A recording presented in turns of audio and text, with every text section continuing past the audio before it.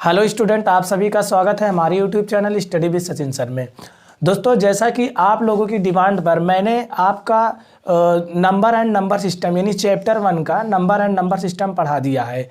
आज उसका मैं अभ्यास प्रश्नावली आपको बताने चल रहा हूं। विगत वर्षों का प्रश्न जो है उसको मैंने पूरा करा दिया है। उसका लिंक आपको डिस्क्रिप्शन में मिल जाएगा और आपको इंड स्क्रीन में मिल जाएगा, आप वहां से जाकर देख सकते हैं। तो आज की इस वीडियो में हम आपको अभ्यास प्रश्नावली शुरू करने चल रहे हैं, जो कि ये किताब है जवाहर नवोदय विद्यालय 2021। ये किताब है, इस किताब से हम आपको जवाहर नवोदय का आज अभ्यास प्रश्नावली पढ़ाने चल रहे हैं। तो चलिए वीडियो को शुरू करते हैं, देखते हैं पहली सवाल। देखिए, आज हम अभ्यास प्रश्नावली सवाल शुरू करते हैं। विगत वर्षों पूरा हो गए थे, 35 सवाल थे, उसमें पूरा कर दिया हो। आज इसमें अभ्यास प्रश्नावली की पहली सवाल देखते हैं। देखिए, ये सवाल नंबर 1 लिखी गई है। 6453 में 6 के स्थानीय मान तथा अंकित मान में अंतर बताइए। देखिए, कह रहा है 6453 में 6 का स्थानीय मान, 6 के क्या निकालना है? स्थानीय मान और अंकित मान में अंतर बताना है। तो देखिए, स्थानीय मान मतलब प्लेस वैल्यू होता है। स्थानीय मान कैसे निकलेगा? देखिए, 6 का स्थानीय मान 6 लिखिए, 1 2 3 दीजिए, 3 0 लगा दीजिए। ठीक है, 3 अंक है तो 3 0 लगा दीजिए, 6 का स्थानीय मान निकल गया। अब अंकित मान क्या? अंकित मान क्या होता है? अंकित मान जो कहा है वही उसका अंकित मान होता है। जैसे 6 कहा है, इसका अंकित मान तो 6 होगा, जिसका स्थानीय मान, इसी को इसमें घटा दीजिए। अंतर मतलब होता है घटाना। यहाँ से एक दहाई उधार लेंगे, 10 में से 4 गए 6, 10 में से 6 गए 4, उसके बाद 9 बचेगा, यहाँ पर 9 बचेगा, यहाँ पर 5, यानी 5994, यानी आपका पहला विकल्प सही है। ठीक है, चलिए देखिए दूसरी सवाल। कह रहा है 50 तथा 100 के बीच कुल कितनी अभाज्य संख्याएं हैं? देखिए, हमसे पूछा जा रहा है कि 50 और 100 के बीच, 50 और 100 के बीच अभाज्य संख्याएं हमको बताना है। अभाज्य संख्याएं क्या होती हैं? वे संख्याएं जो एक और स्वयं को छोड़कर किसी दूसरी संख्या से ना कटे, उसे अभाज्य संख्या कहते हैं। तो देखिए, 50 और 100 के बीच ऐसी कौन कौन संख्याएं जो एक और स्वयं को छोड़कर नहीं कर सकती? जैसे मान लीजिए क्या हो गया, 53 हो गया, उसके बाद 59 हो गया।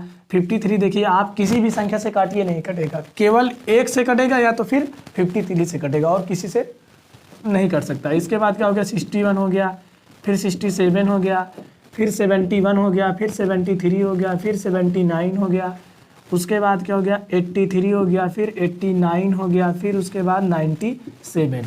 ये ऐसी संख्याएं हैं 50 और 100 के बीच जो या तो एक से कटेंगी या तो खुद से कटेंगी, तो इन्हें अभाज्य संख्याएं कहा जाता है। तो देखिए, इसमें कितनी है? 1 2 3 4 5 6 7 8 9 10, यानी कि टोटल कितनी है? 10 अभाज्य संख्याएं हैं, यानी हमारा पहला विकल्प सही है। ठीक है, चलिए तीसरी सवाल देखते हैं।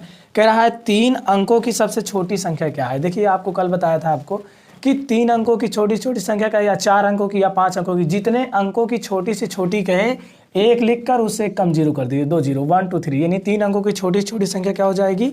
100, यानी आपका तीसरा विकल्प सही हो जाएगा। चलिए इसके बाद चौथी सवाल देखते हैं। कह रहा है 5 की घात 0 का क्या मान होगा? यानी 5 की घात 0 लगा है। ठीक है, ये आधार है, ये घातांक है, इसको घात कहा जाता है। 5 की घात 0 है, तो ध्यान दीजिए, किसी भी संख्या पर अगर घात 0 लगी है तो उसका मान हमेशा 1 ही होगा, यानी 5 की घात 0 का मान क्या होगा? 1। जैसे आपसे पूछ ले 10 की पावर 0 है तो इसका मान क्या होगा? 1। कितनी भी बड़ी संख्या रहे, अगर उस पर घात 0 लगी है तो उसका मान क्या होगा? 1 होता है। ठीक है, चलिए इसके बाद देखते हैं 5वीं सवाल। चलिए देखिए, सवाल नंबर 5वीं कह रहा है प्रथम 2 अभाज्य संख्याओं का योग बताइए। देखिए, प्रथम 2 अभाज्य संख्याओं का योग पूछ रहा है। अभाज्य संख्या आपको कई बार हमने बताया, या तो एक से कटनी चाहिए या तो खुद से। तो प्रथम 2 अभाज्य संख्या है। पहली सबसे छोटी अभाज्य संख्या क्या होती है? 2। और एक अभाज्य संख्या नहीं हो सकती, एक ना तो भाज्य है ना तो अभाज्य है। 2 हो गई, दूसरी क्या हो सकती है? 3। ये देखिए, या तो खुद से कटेगा या तो एक से, दोनों का योग पूछ रहा है, तो जोड़ दीजिए, 3 2 5, यानी आपका दूसरा विकल्प सही है। ठीक है, चलिए रहा है वह रूढ़ अभाज्य संख्या बताइए जिसके इकाई के अंक पर 5 हो। जिसके इकाई के अंक पर 5 हो। ऑप्शन दिया 105, उसके बाद दिया है 15, फिर 35 दिया है, फिर 5 दिया है। इसमें देखिए, सभी के इकाई के अंक पर 5 है, लेकिन हमको क्या बताना है? अभाज्य संख्या बताना है। तो इसमें अभाज्य देखिए, ये 105 किसी से कट सकता है?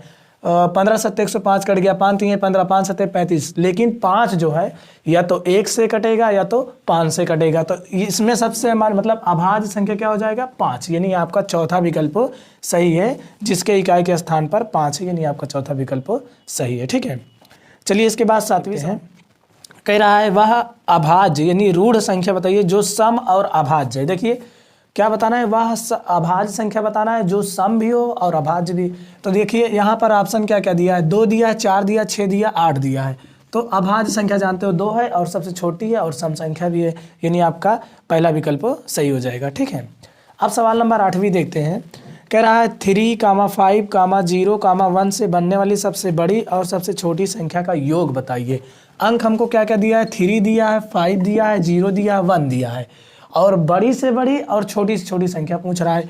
तो बड़ी से बड़ी इसमें सबसे बड़ा डिजिट क्या 5, उसके बाद क्या 3, फिर 1, फिर 0, और छोटी से छोटी संख्या लिखना है। तो उसके लिए हमने आपको बताया कि 0 को सबसे पहले नहीं लिखा जाता, नहीं तो ये 0 लिख देंगे। मान लीजिए अगर हम यहाँ 0 लिख दें, 3, 1, 5 लिख दें तो इसकी वैल्यू खत्म हो जाएगी, ये 315 हो जाएगा। ठीक है, तो यहाँ पर सबसे पहले 0 को नहीं लिखा जाता, यहाँ पर सबसे पहले हम क्या लिखेंगे 1 लिखेंगे, उसके बाद 0, फिर 3, फिर 5, इसका योग पूछ रहा है। तो जोड़ दीजिए आप, 5 में 0 जोड़ेंगे 5, 3 में 1 जोड़ेंगे 4, 3, 5, 1, 6, यानी 6345 आपका पहला विकल्प सही है। ठीक है, सवाल नंबर 9 देखते हैं। कह रहा है कि 75 काफ़ी बड़ा अंक, देखिए 75, 86, 43, 215 में 3 का स्थानीय मान, 3 का स्थानीय मान हमको बताना है। देखिए इसमें 3 कहाँ, ये पर यहाँ पर है, यहाँ 3 का स्थानीय मान क्या होगा 3, 1 2 3, 1 2 3, यानी 3000 आपका पहला विकल्प सही है। ठीक है, अब इसके बाद देखिए सवाल नंबर 10 देखते हैं हम। कह रहा है 2 लगातार विषम संख्याओं का अंतर है। 2 लगातार विषम संख्या, विषम संख्या क्या होती है, पहला 1 होती है, उसके बाद 3 होती है, इसका अंतर करना है। 3 - 1 कितना होगा 2, 2 लगातार विषम संख्याओं का अंतर कितना होगा 2, यानी आपका पहला विकल्प सही है। ठीक है, यहाँ पर आपकी 10 सवालें समाप्त हो गई। इसके बाद हम 11वीं सवाल देखते हैं। चलिए सवाल नंबर 11 देखते हैं। कह रहा है कि सवाल नंबर 11 देखते हैं। कह रहा है 28,308 में आए 8 के 2 स्थानीय मानों का अंतर ज्ञात कीजिए। देखिए 28,308 में 8 का स्थानीय मान का अंतर, यानी 8 का स्थानीय मान का अंतर चाहिए हमको। ठीक है, 8 का हम क्या निकालेंगे स्थानीय मान, उसके बाद उसका अंतर करेंगे। तो इसमें देखिए 8 का स्थानीय मान 8 ही होगा इकाई के स्थान पे, इसमें क्या होगा 8 का 1 2 3, 1 2 3। ठीक है, अब इसका हमको अंतर बताना, यही पूछा है कि आए स्थानीय मानों का अंतर। तो यहाँ पर अंतर यही 8 को लिख दीजिए, यानी 8,000, उसके बाद -8 घटाएंगे, 10 में से 8 गए 2, यहाँ बचा 9, यहाँ बचा 9, यहाँ बचा 7, यानी 7,992 आपका पहला विकल्प। चलिए 12वीं नंबर सवाल देखते हैं। कह रहा है 30 और 50 के बीच कुल भाज्य संख्याएं कितनी है। देखिए 30 और 50 के बीच हमको बताना है भाज्य संख्याएं। 30 और 50 के बीच, 50 के बीच भाज्य संख्या है। भाज्य संख्याएं क्या होती हैं, जो तो एक और स्वयं को छोड़कर किसी दूसरी से कट जाए उसे भाज्य संख्या कहते हैं। तो इसमें 30 और 50 के बीच में बताना है और 30 और 50 को छोड़ देना है। तो यहाँ पर देखिए 32 हो सकता है, 32 के बाद क्या होगा 33 होगा, ये भी कट जाएगा, 3 से कट जाएगा।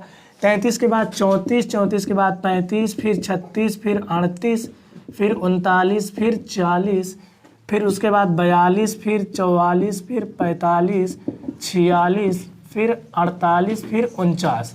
बस हमको 30 और 50 के बीच में बताना है। तो इसको हम जोड़ेंगे 1 2 3 4 5 6 7 8 9 10 11 12 13 14। इसको हम टोटल काउंट करने पर यानी गिनने पर 14 संख्याएं आ रही हैं, यानी कि 30 और 50 के बीच टोटल भाज्य संख्याएं 14 है, यानी आपका दूसरा विकल्प सही है। ठीक है, चलिए इसके बाद हम अगली सवाल देखते हैं। सवाल नंबर 13 में क्या कहा है, कह रहा है IV पे बार है, उसके बाद CDIX।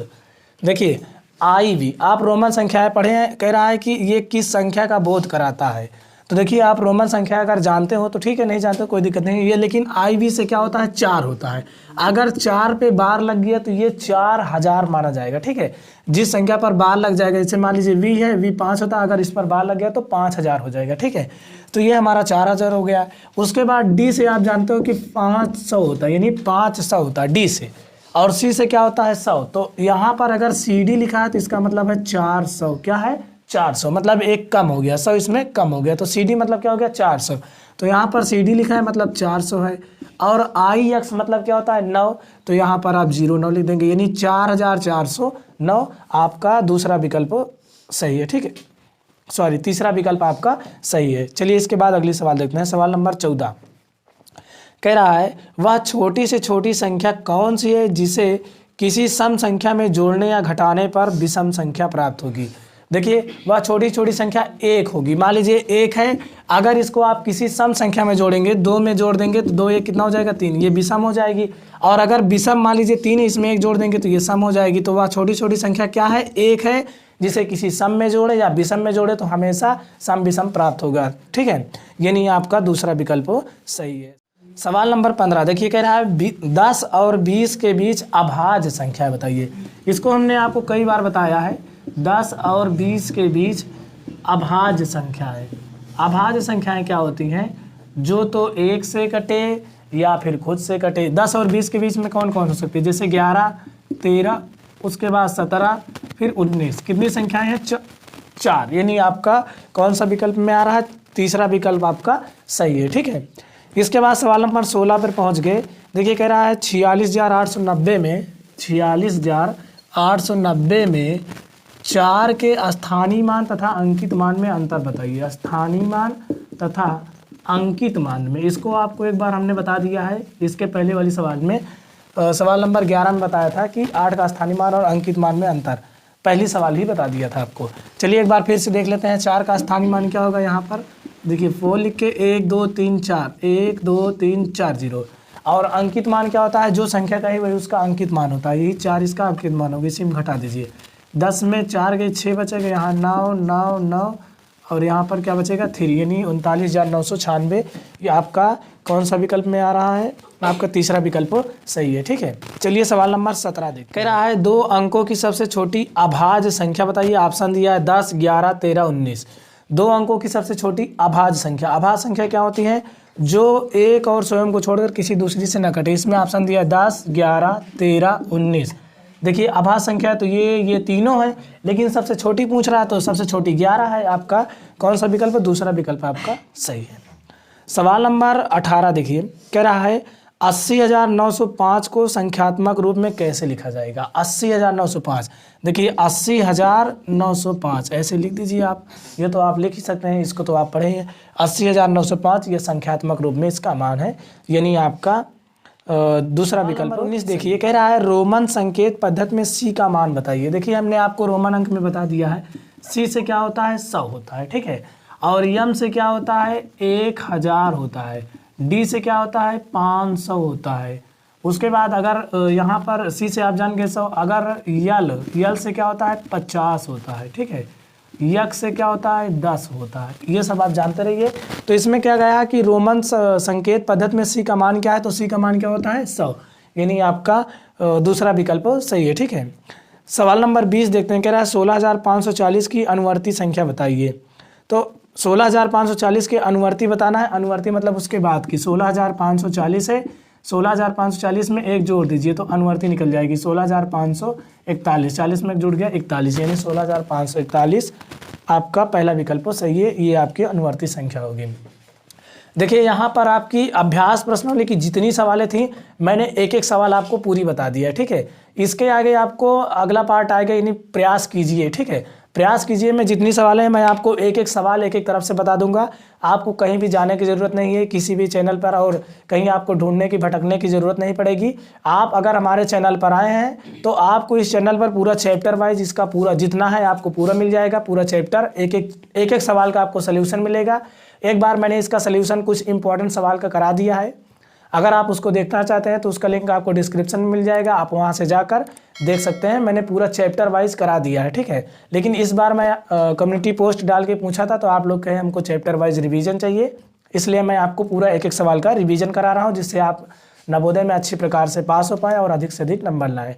तो हमारे इस वीडियो को, अगर हमारे चैनल पर आप नए हैं तो हमारे चैनल को सब्सक्राइब कर लीजिए, वीडियो को लाइक कीजिए, ज़्यादा से ज़्यादा शेयर कीजिए ताकि अधिक से अधिक लोगों तक ये पहुंच पाए और वो भी इस वीडियो का लाभ उठा पाए। वीडियो देखने के लिए बहुत बहुत धन्यवाद।